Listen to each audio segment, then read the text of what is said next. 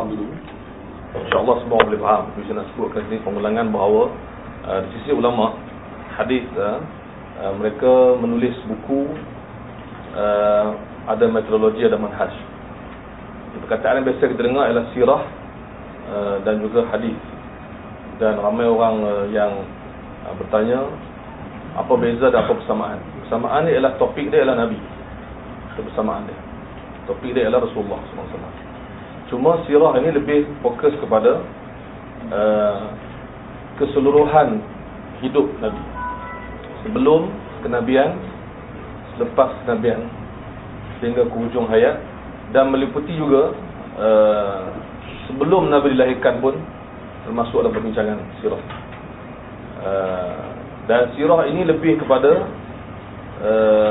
mengumpulkan babak kisah untuk mencari kesinambungan. Jadi kalau kita lihat dalam buku-buku sirah, dia pentingkan pengumpulan data sebanyak mungkin. Tapi dalam kitab hadis, dia mementingkan periwayatan mana-mana yang ada bersanad, contohnya bersumber, berpunca maksudnya. Di sini adalah perbezaan yang nyata di antara penulisan sirah dan penulisan hadis. Jadi kalau kita buka mana-mana kitab hadis dan kitab sirah, kita akan jumpa bezanya apa? Ada kitab hadis menumpukan kepada kisah Nabi dan sebagainya yang ada pertalian sanad, periwayatan yang jelas. Tapi kitab sirah, sanad pun ada, yang tak ada sanad pun ada. Yang dikatakan pun ada, yang diriwayatkan daripada orang yang tak diketahui ataupun tak ada sumber. Kalau orang tak dikenali ni dalam kitab hadis pun ada. Tapi yang sumber yang tak diketahui pun ada juga. Jadi kitab sirah ni banyak maklumat. Sebab itu ulama-ulama menyebut bahawa seorang pembaca kitab sirah mesti sedar bahawa dalam itu ada macam-macam. Dan dia tak boleh semata-mata hanya bergantung kepada ada maka sama dengan sahih. Itu tak boleh lah. Kitab hadis dia lebih baik sikit, walaupun ada dhaif juga. Jadi kesimpulan dia, kalau kita faham penulisan kitab hadis dan kitab sirah ni, kita mungkin boleh pertamanya bersangka baik kepada pengumpul sirah. Kita tak katakan bahawa pengumpul sirah, sebab ada penulisan daripada ulama yang menghentam, mengkritik pengumpul sirah yang mencampur adukkan sebagainya. Memang ada hak dia untuk marah lah, sebab dalam tu ada macam-macam. Tapi dalam masa yang sama kita faham bahawa dia berniat untuk mengumpulkan bahan. Jadi kita sekurang-kurangnya bersangka baik kalau kita jumpa kitab sirah, ada kalau jumpa orang serta pada sirah Nabi dan serta benda-benda yang mungkin kita tak setuju, ini kita faham, ini metodologi dia. Cuma bagi yang mampu mengkaji, elok sangatlah dia mengkaji yang mana yang lebih tepat, lebih benar, lebih sahih. Daripada asasnya kita tak boleh, bagi saya lah, Allahu a'lam, kita tak boleh menafikan kepentingan kitab-kitab sirah dan menafikan ketokohan pengumpul-pengumpul kitab sirah. Sumber-sumber yang membawa kepada kitab sirah ni semua ada banyak, termasuk kitab hadis sebenarnya jadi sumber juga. Jadi kitab sirah ni lebih luas sumbernya, lebih luas datanya dan bercampur aduk di antara yang sahih dan yang tidak.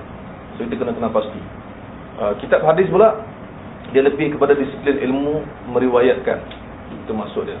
Jadi pada hari ini lebih kepada kita nak gabungkan keduanya. Iaitu kita nak lihat sirah ini sebelum kenabian apakah peristiwa penting dalam yang disebutkan dalam kehidupan Nabi. Dan saya bagi makluman awal bahawa ada di antara kisah yang kita akan dengar beberapa mentang nanti yang masuk dalam kedudukan tidak dapat dipastikan. Kalau ada yang pasti benar, kita akan sebutkan. Kalau ada yang kurang pasti, kita akan jelaskan. Dan ada mungkin kisah yang saudara yang banyak membaca akan mengetahui ini kisah ini tak betul. Sebab ada ulama kata begini dan begini. Ini biasa, kita nak kumpulkan. Sebab bagi saya, Allahu a'lam, bagi Imam Mahdi sendiri, bukan Imam Mahdi, Ibnu Mahdi.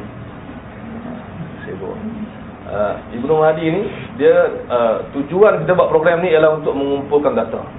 Sekurangnya kita pernah melalui peristiwa-peristiwa penting dalam sirah Nabi yang mungkin kita tak pernah dengar, yang mungkin kita sangka dia tak pernah wujud, atau mungkin kita tahu dia sebagainya wujud dan sebagainya. kita akan ceritakan. Dan peristiwa-peristiwa ni ada pengajaran dia. Soal kesahihan, ya, kita akan jelaskan juga. Dan mungkin saudara yang datang ni pun memang ada kepakaran, boleh detect benda ni dan pernah jumpa bahawa kisah ni dikritik dan sebagainya. Nanti kita cerita pasal kisah Khadijah kahwin umur 25 ke, 28 ke, 40 ke, berapa ke. Nanti akan ada orang akan beri maklumat. Saya suka sangat benda ni, kita boleh bincang dalam persoalan. Tapi kita akan sebut tentang insya-Allah detail tentang perkahwinan Nabi dengan Khadijah. Mungkin orang dia ambil sikap dia nak sebutkan yang sahih sahaja. Yang tu kita akan jawab nanti. Kenapa kita sebut campur semua hari ni? Yang tak pasti, yang pasti sebenarnya. Tapi sebagai akhir katanya, saya nak beritahu bahawa kalau kita begitu tegas nak buang semua yang dhaif dan yang tak pasti, tak kuat sesuai dengan yang sahih aja, benda jadi sikit je. Itu maksudnya. Sebab tu ulama kumpulkan. Dan saya suka bawa perbincangan lebih panjang nanti di hujung nanti. Cuma saya timbulkan persoalan. Setengah orang kata saya nak yang sahih saja, ataupun saya pegang yang sahih saja. So saya tinggalkan dengan persoalan sahih menurut siapa? Persoalan menurut siapa yang sahih ada. So sekarang bukan soal saya nak sahih, saya tak nak sahih, saya nak sahih. Tak, saya tu siapa? Adakah saya ni ahli? Lepas tu saya ikut siapa? Adakah orang tu ahli? Hakikat dia apa? Contohnya si A kata, Ustaz, saya kisah ni sahih. Si B kata tak, saya dah check ni tak sahih. Maknanya menurut ukuran A, dia ambil yang sahih. Kan? Dia memang yakin, dia tenang hati dia, dia kata aku telah berada di landasan yang tepat. Tapi mengikut B, dia kata tak, kau silap. Aku lebih tahu, ia dhaif. Itu maksud saya, jangan kita terburu-buru cakap, Ustaz, saya tahu 10 peristiwa yang sahih. Ini je. Orang ni pula kata tak, saya tahu 12. Hakikat perbezaan ni kena disedari. Jangan kita merujuk satu buku, satu penilaian, kemudian kita kata apa? Yang lain semua tak tepat, tak benar. Contoh pasal umur Khadijah tadi lah. Ada orang dia pegang daripada dulu 40, kali 40, settle sahih. Lepas tu ada orang datang, dia kata tak, 40 tak ada sahih, yang sahih 25. Datang orang ketiga pula, dia kata tak, 28. Jadi sekarang ni baru kita tahu, kita tambah maklumat. Ada pandangan yang mengatakan begini dan begini. Ini tujuan kita. Kita nak tambahkan maklumat supaya pemikiran kita terbuka dan kita boleh mengkaji dengan tepat. Seorang yang ambil satu pandangan dan berhenti di situ, itu bukan pengkaji. Itu pun taklid juga. Itu maksud dia. Okey, jadi kita serahkan kepada pembentang yang ahli. InsyaAllah mereka bersedia untuk diterima pandangan, dibincang dan ditolak. InsyaAllah mereka tak kecil hati. Ini style kita. Bukan style AS saja, ini style sebenarnya setiap pembentangan radio sistem ni kita buat boleh di tokok tambah. Bukan tokok tambah apa? Boleh ditambah baik. Kan? Tokok tambah boleh diberikan penambah baikan. Kan? Dan semua ni insya-Allah usaha kita untuk mengembangkan lagi pemikiran terbuka dalam menilai hadis-hadis Nabi. Sebelum nilai, kumpul data. Itu sikap kita. Sebelum nilai, luaskan pengumpulan data. Allahu a'lam, terserah kepada pengurusi lah. Kalau ada apa-apa lagi nak cakap. Tak ada? Kalau tak ada, kita persilakan pembentang pertama, Saudara Hanif yang akan membentangkan daripada kelahiran, sebelum dan kelahiran Nabi SAW. Assalamualaikum warahmatullahi wabarakatuh. Okay, hari ini saya terus mulakan. Hari ini kita akan bincangkan beberapa perkara-perkara yang penting mengenai zaman sebelum kedatangan Islam, zaman sebelum kedatangan Nabi, kelahiran Nabi, dan juga zaman sebelum kedatangan Nabi SAW mendapat wahyunya yang pertama. Okey. Dalam arti kata lain, kita akan melihat status dan juga situasi tanah Arab sebelum kelahiran Nabi dan juga sebelum Nabi mendapat wahyu. Jadi saya akan cover topik sebelum Nabi dilahirkan sehingga Nabi kahwin dengan Khadijah. Kemudian akan disambung dengan rakan saya. Okey, insya-Allah. Jadi bangsa Arab ini adalah masyarakat padang pasir. Kebanyakan daripada mereka hidup di tengah-tengah padang pasir. Hanya sedikit daripada mereka yang hidup di sekitar bandar, dan kebanyakan mereka hidup di luar bandar. Dan semangat berpuak itu merupakan satu sistem yang berdominasi di dalam masyarakat Arab. Dalam erti kata lain, berpuak itu adalah antara perkara yang sangat penting di dalam masyarakat Arab.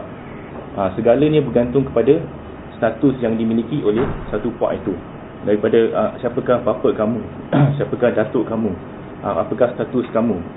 Sekiranya kamu berasal daripada satu puak yang terkenal, yang kaya, yang berkuasa, maka kamu akan memiliki suatu kehidupan yang senang dan ada banyak kelebihan, benefit yang kamu akan dapat.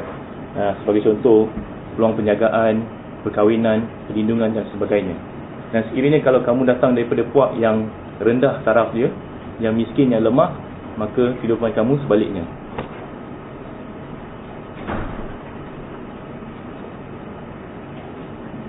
Jadi setiap masyarakat Arab terbagi kepada pelbagai puak, dan puak ini bermaksud satu kumpulan yang berasal daripada individu, seorang individu yang mempunyai reputasi tertentu sehingga dia memberi satu kedudukan yang dihormati oleh masyarakat tersebut.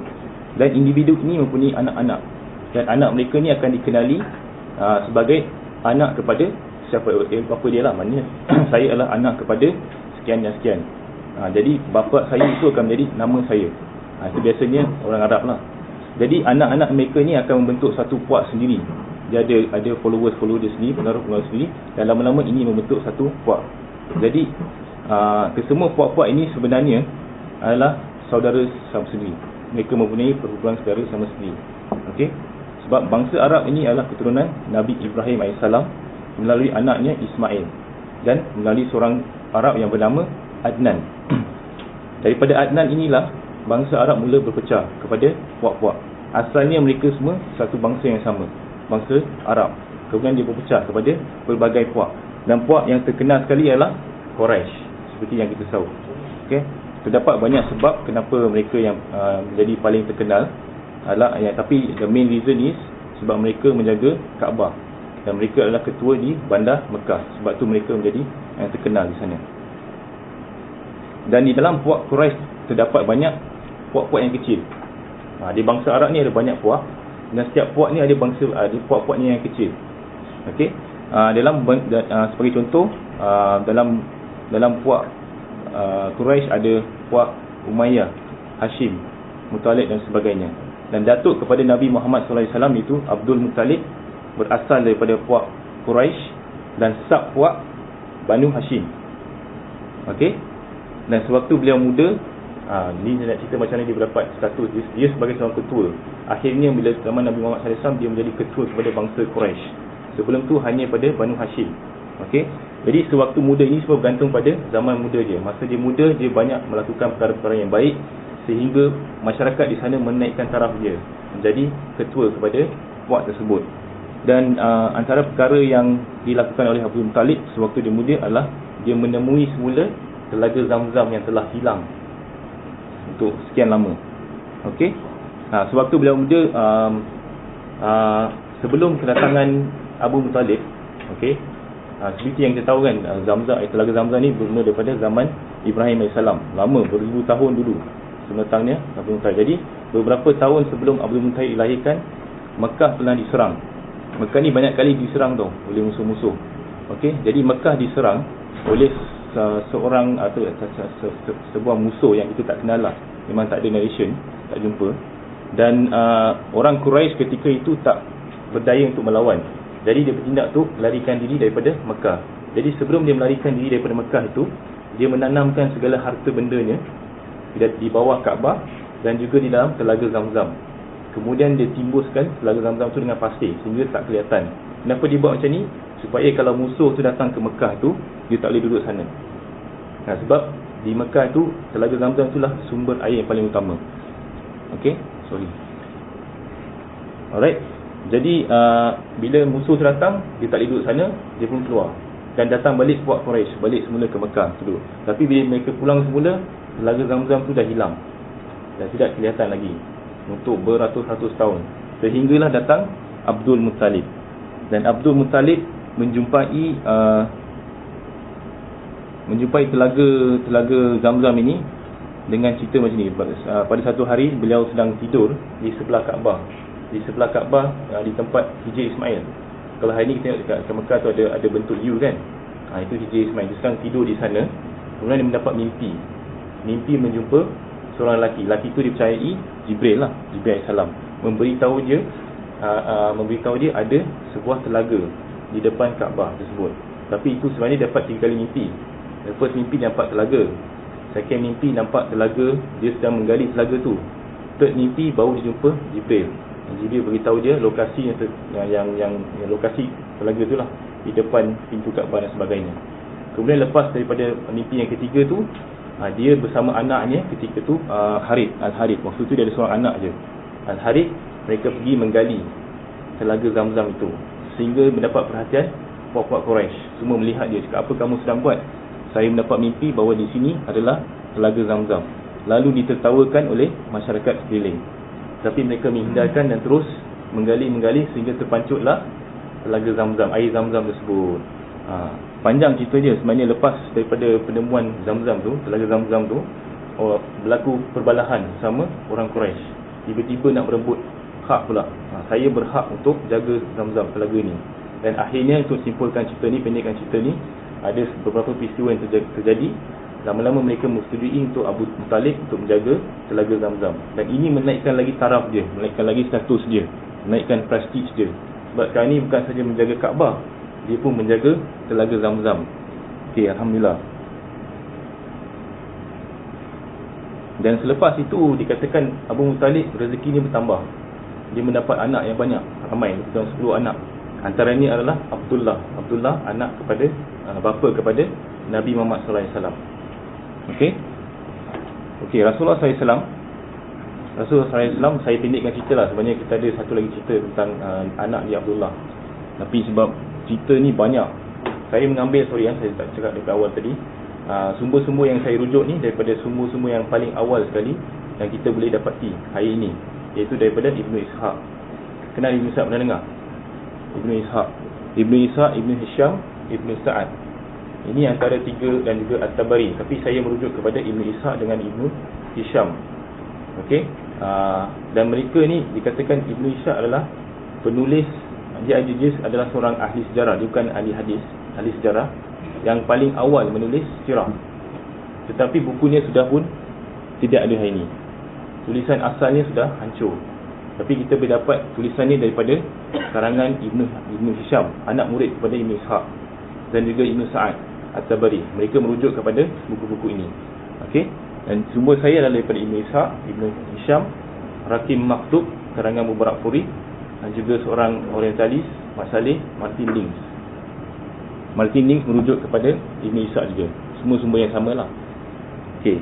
Seperti yang Ustaz ceritakan tadi, ada banyak cerita-cerita dalam Ibnu Ishaq ni yang dikritik oleh ulama. Saya nak maklumkan pada kamu, karangan Ibnu Ishaq ni dikritik oleh imam-imam yang hebat seperti Imam Malik, Imam Ahmad. Dia ada mengkritiklah sedikit. Tetapi kebiasaannya kalau menulis sirah ni, cerita awal-awal zaman pra-Islamik ini, mereka banyak merujuk kepada Ibnu Ishaq. Sebab benda ni tak ada kaitan dengan akidah. Okey. Dan kita select beberapa cerita yang ada kena-mengena dengan hadis dan juga Al-Quran. Okey, kita beralih kepada peristiwa gajah.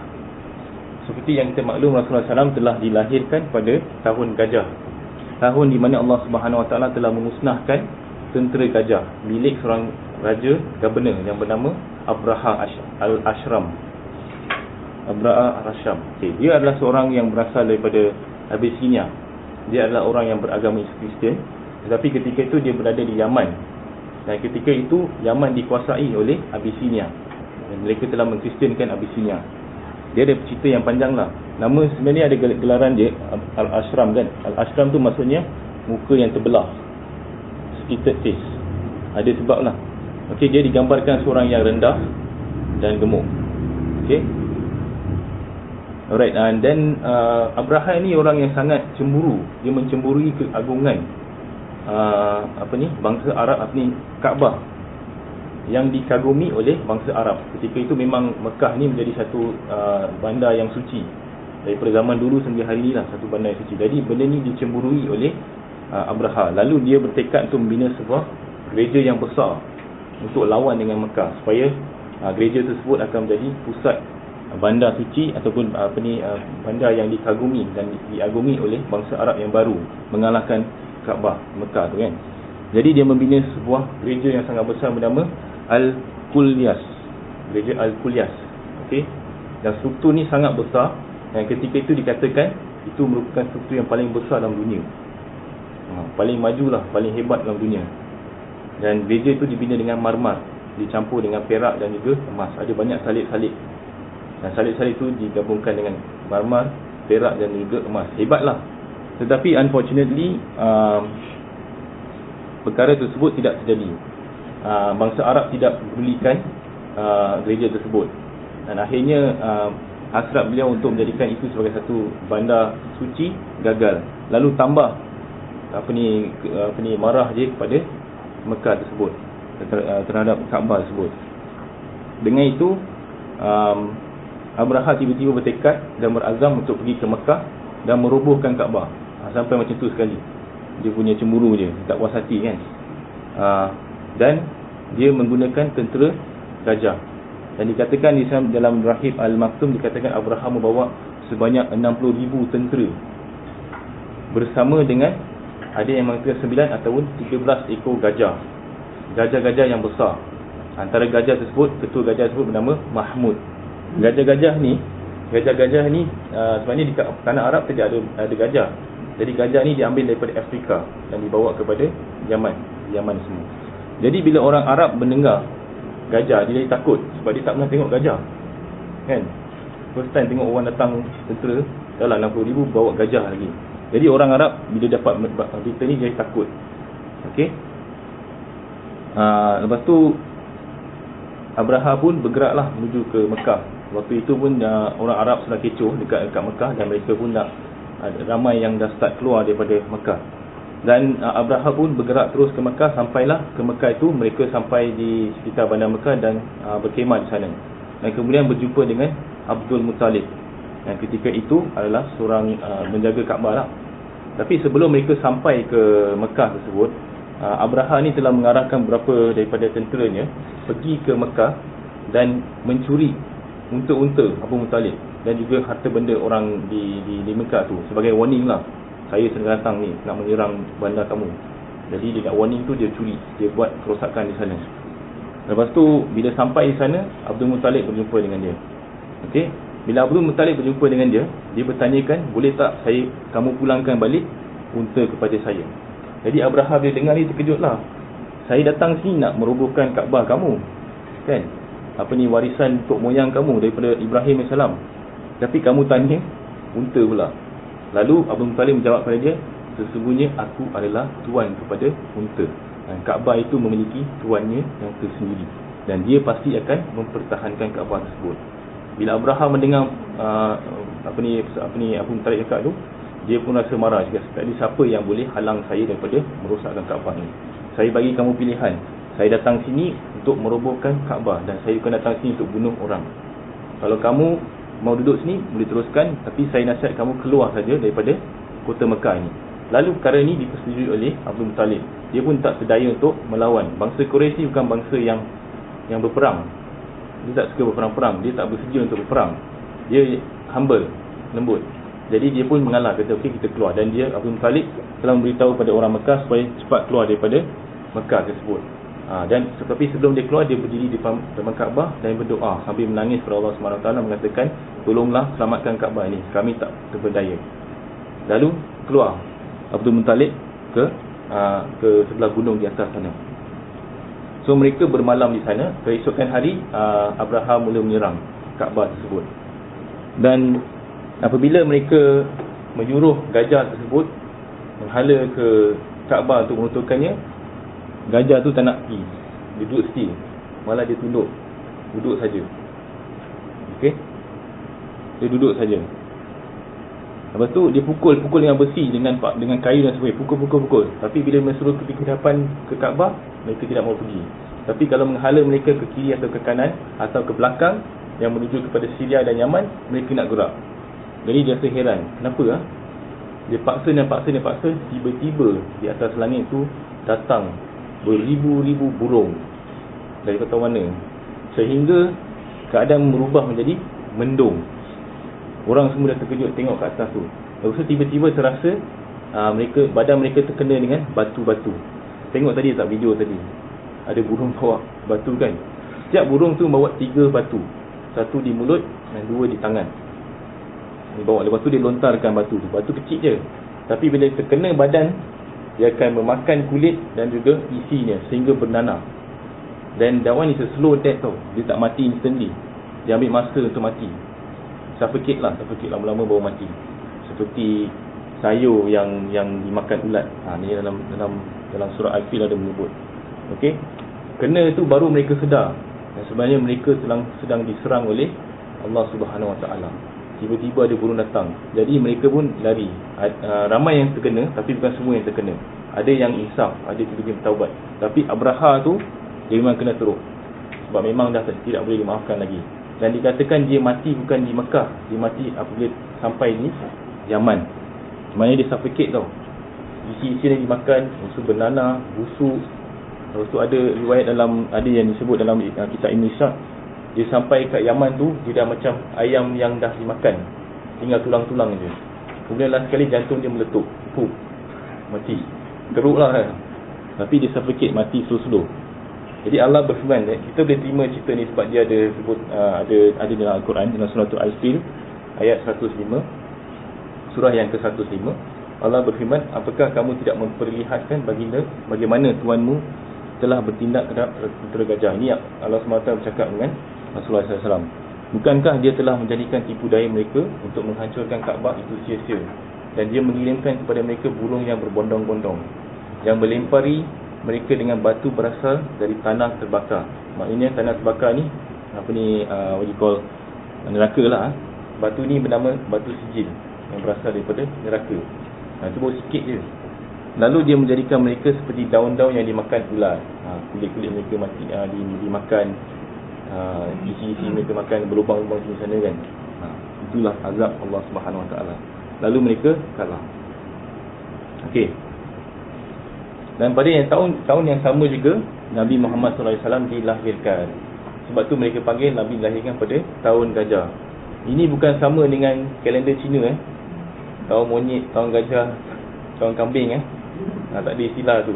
Ini bagi saya lah, bagi yang jumpa, sebenarnya dia dilahirkan pada tahun di mana tentera gajah itu dimusnahkan oleh Allah Subhanahu Wa Taala. Sebab tu dia dipanggil tahun gajah. Itu je. Okey. Nabi Muhammad SAW beritahu bahawa Allah Subhanahu Wa Taala memilih Kinanah, iaitu cucu cicit kepada Adnan, seperti yang sebut tadi. Adnan yang berasal daripada keturunan Nabi Ismail, dan memilih bangsa Quraisy daripada berbagai bangsa dipilih Quraisy, dan memilih aku daripada Banu Hashim. Ini bermaksud Nabi SAW adalah keturunan yang paling suci, baik dan yang paling dihormati. Okey, tidak ada keturunan yang paling mulia daripada keturunan Nabi Muhammad SAW. Okey, iaitu daripada Abdul Muttalib, Kinanah, Adnan, Ismail, Ibrahim sehinggalah ke Nabi Adam AS. Dan Nabi Muhammad SAW juga mengatakan bahawa beliau adalah produk daripada perkahwinan yang sah. Bermaksud ke semua keturunan beliau daripada Nabi Adam sehinggalah ke Abdullah adalah melalui perkahwinan yang sah. Tidak ada anak luar nikah. Okey, ini adalah satu aspek yang sangat penting di mana Allah Subhanahu Wa Taala memilih manusia yang paling sempurna di muka bumi untuk dijadikan Nabi. Bapa Nabi SAW adalah Abdullah. Abdullah telah berkahwin dengan wanita yang bernama Aminah. Beliau berkahwin pada usia yang muda, iaitu pada 25. Okey, pada suatu hari Abdul Muttalib menyuruh Abdullah untuk pergi kepada negeri jiran untuk membuat sedikit urusan perniagaan. Dan perkara ini berlaku ketika tahun gajah diserang. Okey, ketika itu Aminah sedang mengandung. So dalam perjalanan Abdullah pergi ke negeri itu, dia mati kat sana. Dia mati sebab apa mati tak tahu. Memang tak dijumpai lah, langsung mati. Waktu itu Aminah sedang mengandung Nabi Muhammad SAW. So ketika itu memang masa gajah diserang, Abdullah tidak ada di Mekah waktu itu. So selepas kejadian itu, maka Aminah melahirkan Nabi Muhammad SAW. Dan tahun ini juga dikenali sebagai tahun gajah, iaitu pada 570 mengikut tahun kalender Islam. Kalender Kristian. Okey, kalender Kristian. Kita juga tahu Nabi Muhammad SAW dilahirkan pada bulan Rabiul Awal. Okey, dalam hadis sahih Nabi Muhammad SAW dilahirkan pada hari Isnin. Ini boleh dicari. Tetapi bagi tarikh hari Nabi SAW dilahirkan, itu wujud perbezaan pendapat. Okey, ada yang mengatakan 8 Rabiul Awal, ada yang mengatakan 9 Rabiul Awal. Ibnu Sa'ad mengatakan Nabi Muhammad dilahirkan pada 10 Rabiul Awal. Dan Ibnu Ishaq, seperti yang mention tadi, surat ahli sejarah terkenal, mengatakan dia lahir pada 12 Rabiul Awal. Tetapi kebanyakan ulama, kebanyakan mereka berpegang pada Ibnu Ishaq. Tetapi disebabkan wujudnya banyak perbezaan pendapat ini, maka tidak ada seorang pun yang tahu the exact date of Nabi Muhammad SAW dilahirkan. The exact date tak ada. Okay, there's no such thing as exact date tu. Kita tahu hari, tahun, hari, bulan, tahun, bulan, tapi hari tak ada yang seperti yang betul tepat lah. Okay. Dan di dalam kitab Rakim Al-Maktum karangan Mubarakpuri, dia mengatakan Abdul Muttalib adalah orang yang memberikan nama Muhammad kepada Nabi SAW. Okay. Dalam Ibnu Ishaq dan Ibnu Hisham, dia mengatakan cerita lain pula, bukan Abu Muttalib, tetapi Aminah mendapat mimpi sebelum kelahiran Nabi Muhammad. Dia mendapat mimpi dan jumpa dengan Jibril. Jibril kata, namakan anak kamu Muhammad. Okey, tapi saya ambil daripada Rakim Maktub lah, yang lebih boleh dicari. Okey,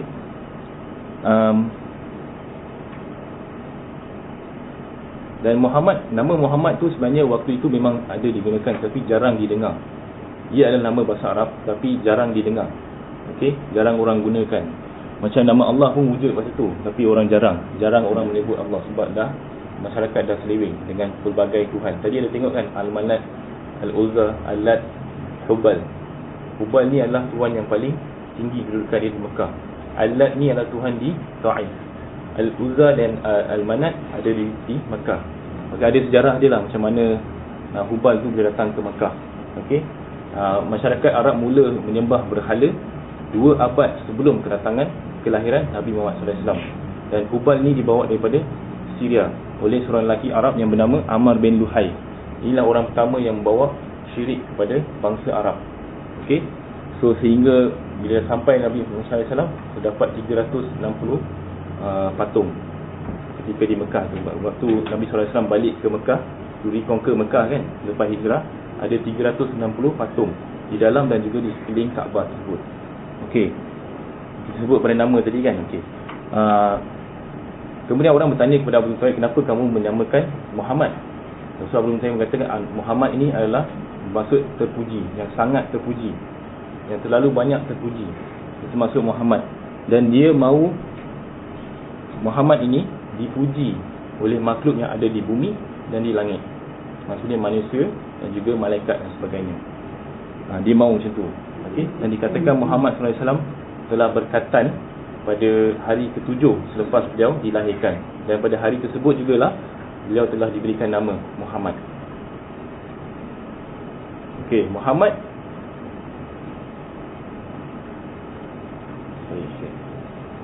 Muhammad dilahirkan, Nabi Muhammad SAW dilahirkan di Makkah daripada bangsa Quraisy, bangsa yang dipandang mulia. Ia merupakan satu adat bangsa Arab. Ketika seorang itu dilahirkan, dia akan diasuh oleh orang lain. Dia akan dihantar kepada Badwin. Badwin mana di kampung lah, di luar bandar. Menghantar anak-anak kecil bayi ni ke luar bandar untuk diasuh oleh orang lain, dipanggil pengasuh lah. Dan kebiasaannya bila seorang bayi itu dilahirkan, orang akan tahulah. Dan ada banyak perempuan akan pergi ke rumah bayi yang dilahirkan tu untuk offer dia punya services. Ini menjadi satu kerjaya juga di sana, mengambil bayi yang baru lahir, pergi ke luar bandar. Dan sini Badwin, dipanggil bangsa Badwin ni, dan kemudian mereka mengasuh untuk 2-3 tahun. Lepas tu baru dihantar balik kepada ibu asalnya. Ini adat mereka lah. Jadi Nabi Muhammad SAW pun seperti orang biasa juga, dipelawa lah. Tapi Tapi masalahnya bila orang datang tu untuk offer dia services, apabila mereka tahu Nabi ni anak yatim, mereka tidak mau mengambilnya. Sebab apa? Sebab saya cakap tadi, ini satu kerjaya kan. Jadi kalau tak ada bapa, tak adalah sumber pendapatan. Siapa nak bayar? Betul tak? Jadi bila tengok tak ada bapa, semua tak nak. Semua tak nak. Jadi Nabi Muhammad tak ada siapa yang nak ambil dia. Lalu datanglah seorang perempuan yang bernama Halimah, yang berasal daripada Banu Bakar. Okey, bangsa Banu Bakar. Dia sedang mencari seorang bayi untuk berkhidmat. Lalu dia pun pergi ke rumah Aminah. Apabila dia melihat Nabi sallallahu alaihi wasallam, dia rasa gembira. Dia suka tengok budak ni. Dia muka dia bercahaya sebagainya. Tetapi suami dia mengatakan dia tak ada bapa. Jadi sama dengan orang lain, dia pun pergi tempat lain. Dan dia mencari. Akhirnya dia dapati semua bayi-bayi yang baru lahir tu sudah pun memiliki pengasuh. So dia tak ada siapa. So lala suami dia kata, tak apalah, kamu pergilah ke rumah Aminah, ambil bayi tu dan kamu jaga. Kot-kot Allah akan beri rezeki. Dia tak tahu. So okay, fine. Dia pergi ke rumah Aminah, dia ambil Muhammad sallallahu alaihi wasallam dan dia jaga. Nah, sesudah Halimah mengambil saja Muhammad sallallahu alaihi wasallam, Allah sudah mula mencurah-curahkan rezeki kepada Halimah tersebut, kepada Halimah. Dan Halimah berkata setelah dia membawa Muhammad sallallahu alaihi wasallam pulang ke rumahnya, dada dia mula berisi dengan susu, sehingga dia boleh menyusu Nabi Muhammad sallallahu alaihi wasallam tu sampai dia puas. Okey. Dan kemudian untuk kali pertamanya mereka dapat tidur di rumah. Sebab sebelum ni susah nak tidur. Anak bising malam-malam, dia sebab dia ada 2 orang anak, selalu bangun nangis dan sebagainya. So susah nak tidur. Tapi hari tu boleh tidur. Lepas Nabi datang boleh tidur nyenyak, selesa. Kemudian kuda dan keledai yang selalu ditungganginya tiba-tiba jadi aktif, jadi bertenaga, kan? Lepas tu unta-unta peliharaannya bertambah sihat dan subur, sehinggalah diberi susu, dipenuhi dengan susu. Jadi rezeki mereka ditambah sehingga diperasan oleh masyarakat sekitarnya, jiran-jiran dia. Dan jiran-jiran dia dikatakan mula mencemburui Halimah sebab rezeki bercurah-curah. Itulah hikmah dia, kan. Jadi Halimah sangat menyayangi Nabi Muhammad sallallahu alaihi wasallam sehingga ketika hendak memulangkan Nabi kepada ibunya, dia meminta untuk extend masa. Tolong bagi masa sikit boleh tak? Sebab best lah, murah rezeki. Tak dengar? Oh, tak cukup kuat,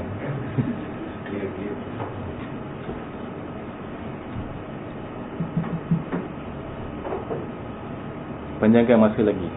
Sehinggalah Nabi Muhammad sallallahu alaihi wasallam, penting. Sehinggalah Nabi berusia 4 tahun berlaku suatu peristiwa, iaitu peristiwa pembedahan dada. Okey, pembedahan dada. Jadi apabila pada satu hari Nabi Muhammad sallallahu alaihi wasallam sedang bermain-main dengan anak-anaknya, dengan anak-anak Halimah, seorang yang seorang lelaki, seorang perempuan. Yang lelaki itu sebaya dengan dia, yang perempuan itu tua sedikit daripada dia lah. Tiba-tiba datang seorang lelaki. Ada riwayat mengatakan datang 2 lelaki. Tapi dalam Sahih Muslim meriwayatkan daripada Anas bin Mas'ud, daripada Anas radhiyallahu anhu, Nabi Muhammad sallallahu alaihi wasallam telah datangkan seorang lelaki, itu Jibril. Ketika dia sedang bermain-main dengan anak-anak Halimah, Jibril memegang dan merebahkan dia, lalu dadanya dibelah dan dibawa keluar hatinya, jantunglah, hatinya ke jantung, keluarkan jantungnya, dibelahkan jantung tersebut, lalu dikeluarkan segumpulan darah. Ibn Ishaq mengatakan benang hitam yang halus, dan inilah bagian tempat syaitan bersarang. Ini adalah satu portion yang kecil yang akan dimasukkan oleh syaitan di dalam hati segala manusia, semua manusia. Jadi benang ini telah dikeluarkan oleh malaikat daripada Nabi Muhammad SAW ketika dia 4 tahun. Jadi Nabi ini adalah orang yang sangat kental, yang tidak boleh diganggu oleh syaitan. Dan apabila dimulakan segumpulan darah itu, maka hati jantungnya itu dibersihkan dengan air zam-zam. Ada sebuah kalung tersebut dan dimasukkan air dalam jantung tersebut, dalam air zam-zam itu dibasuhkan dan kemudian dikeluarkan dan dimasukkan ke dalam dadanya semula. Dia tak ada anestetik lah, tak ada semua tu. Dia pakai tangan je, seal balik. Tapi dia punya garisan tu wujud lah di dada tu, ada tanda tu. Jadi anak-anak dia melihat perkara tersebut, tengok datang 2 lelaki tangkap dia. Jadi mereka pun takut. Dia lari pergi jumpa Halimah, beritahu dia, cakap Nabi Muhammad SAW telah dibunuh oleh seorang lelaki. Dia pun pucat takut, lari ke arah Nabi Muhammad SAW, melihat Nabi okey, tapi mukanya pucat. Lalu diceritakan kepada Halimah. Lepas tu Halimah bila mendengar cerita tersebut jadi takut. Dia pun jadi takut. Lepas tu tak jadi nak extend lagi, hantar terus balik ke rumah. Okey, dia jumpa dengan Aminah. Dia kata, saya pulangkan anak kamu. Jadi Aminah pun terkejut lah, cakap tadi tu hari bukan main pun nak extend kan, tiba-tiba sekarang ni kenapa nak pulangkan balik pula. Lepas tu dia cakap, sebenarnya anak kamu ni seorang yang sangat istimewa, dan jangan risau, dia ni adalah orang yang kental dan tidak boleh diusik oleh syaitan. Dia kata tu. Okey, dan selepas itu Nabi SAW mula duduk bersama Aminah secara tetap. Okey, secara tetap. Dan pada suatu hari lepas tahun, Aminah membawa Nabi Muhammad SAW ke Yathrib. Yathrib bermaksud Madinah. Yathrib adalah nama lama untuk Madinah. Okey. Dan mereka berjalan merentas 500 km bersama Abdul Muttalib. Dan selalunya kalau mereka travel, dia akan travel dalam kumpulan yang besar. Dia takkan pergi seorang-seorang. Jadi Abdul Muttalib ikut sama. Di sana mereka pergi menjarahi kubur ayah kepada Nabi Muhammad SAW, Abdullah. Dan selepas duduk sana untuk sebulan, mereka pulang balik ke Mekah. Dalam perjalanan Aminah jatuh sakit. Kemudian sakit dia melarat, mati. Jadi Nabi Muhammad ni punya cerita dia, setiap kali dia ada ayah meninggal kan, lepas tu mak dia pun meninggal. Kemudian di sana juga mereka menanam Aminah. Dan kemudian Abdul Muttalib membawa Nabi Muhammad SAW pulang ke Mekah. Dan daripada situ Nabi Muhammad SAW dijaga oleh datuknya Abdul Muttalib. Okey,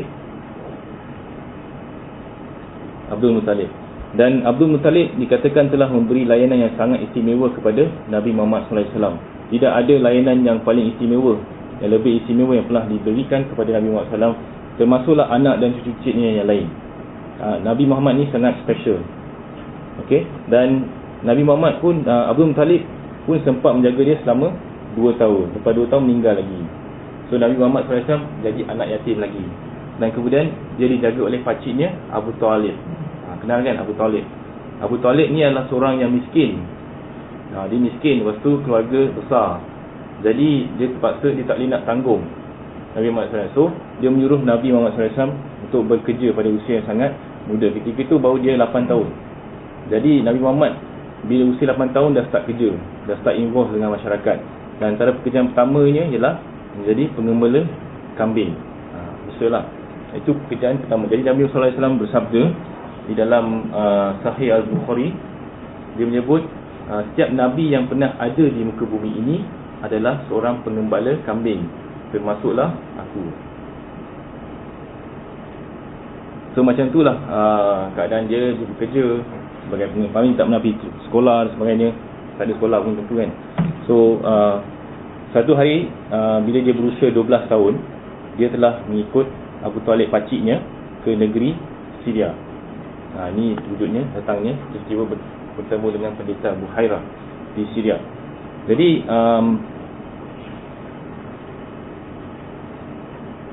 apabila mereka sampai di Syria tu, mereka berlalu di hadapan sebuah rumah ibadah. Dan di dalamnya terdapat seorang lelaki yang bernama Buhairah. Beliau adalah seorang yang menyembah kepada Allah. Di skripsi ahli kitab yang asal.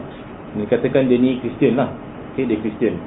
Tapi Kristian yang sebenarnya. Dalam kitab Kristian yang dulu-dulu tu ada disebut tentang kedatangan seorang Nabi, Nabi Muhammad, the seal of the Prophet kan? Dan di dalam kitab tu juga disebut ciri-ciri yang akan dimiliki oleh apa dia kata Nabi tersebut. Sekarang tak adalah, dulu zaman dulu. Okey. Dan Buhairah ni adalah ahli kitab. Jadi apabila Buhairah melihat Nabi Muhammad SAW, dia kata kepada Abu Talib. Tapi sebelum tu dia dah observe dah, dia melihat seorang budak ni, budak kecil ni, dia nampak ciri-ciri dia.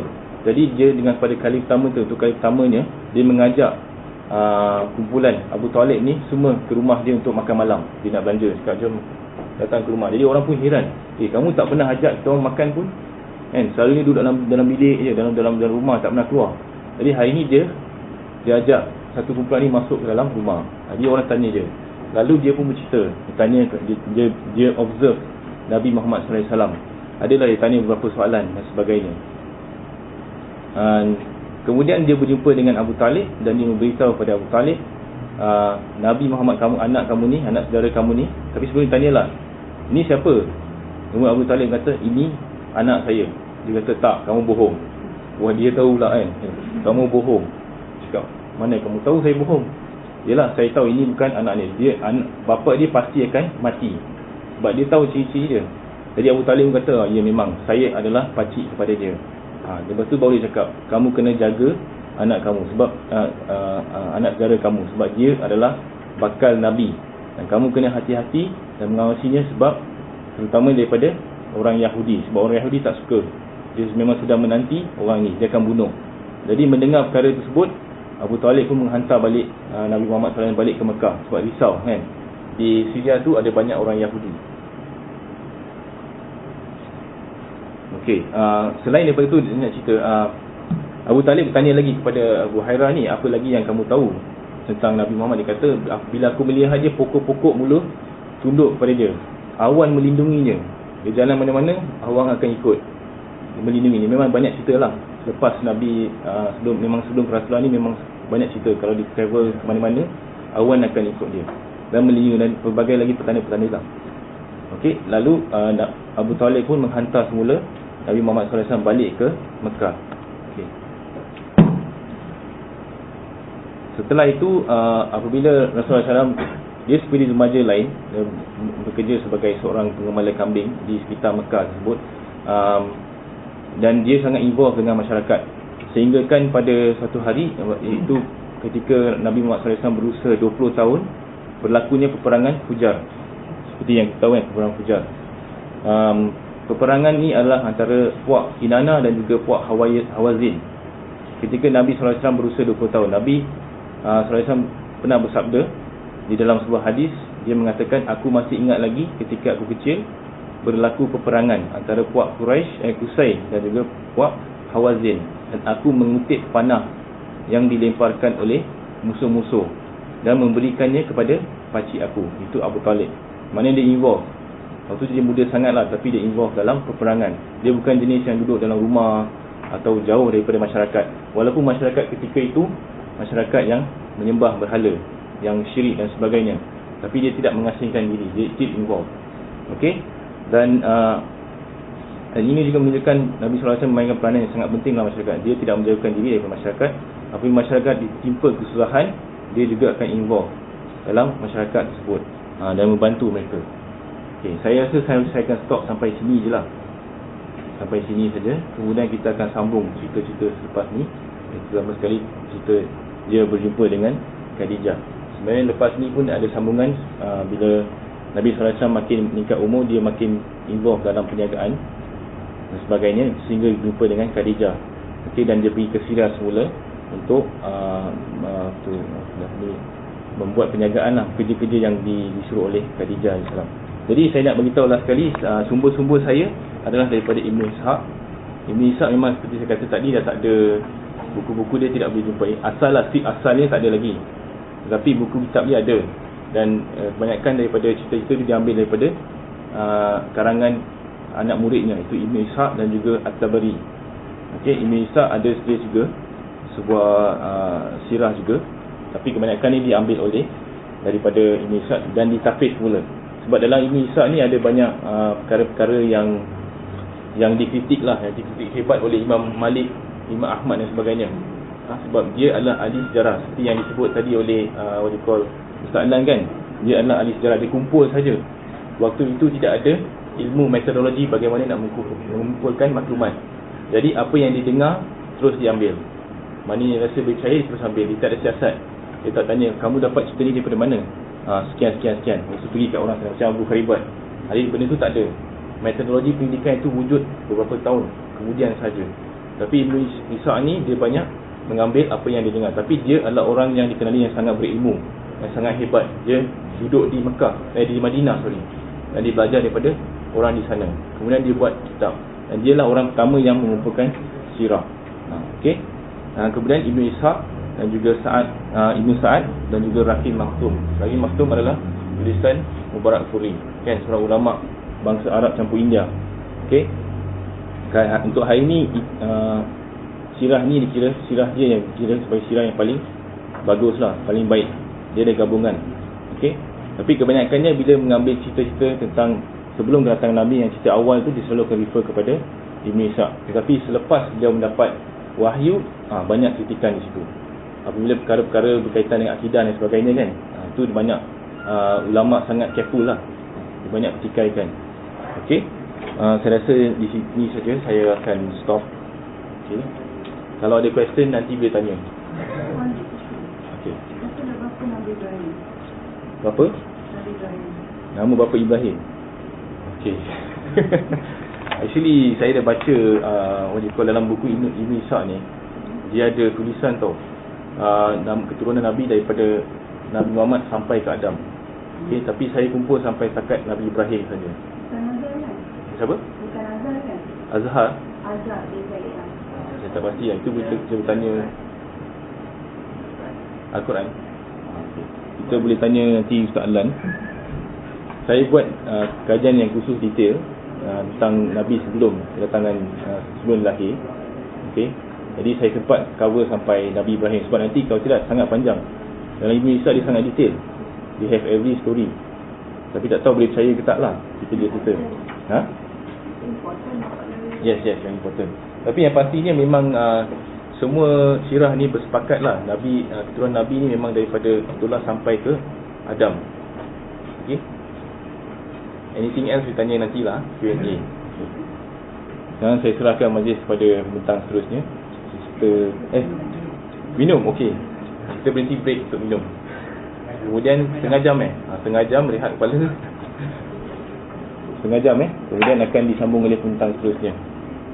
Sekian, terima kasih.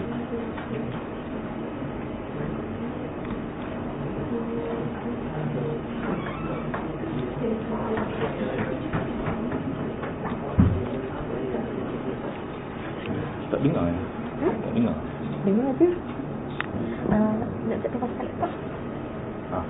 Ingat sini kan? Sini. Aku tak pakai je. Kopi je lah. Dia tak ada ni kan? Alright.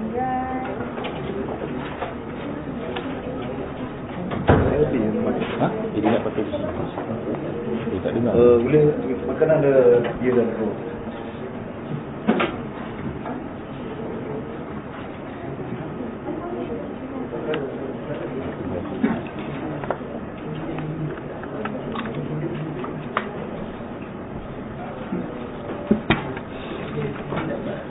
Coklat aku. Masuk sini. Mana kita? Tak dengar ke? Belum. Tak dengar. Memang ustaz orang sini tak berbagai pedak sikit. Kita stop. Apa-apa. Kita boleh stop. Najwa apa? Najwa dia akan masuk sini.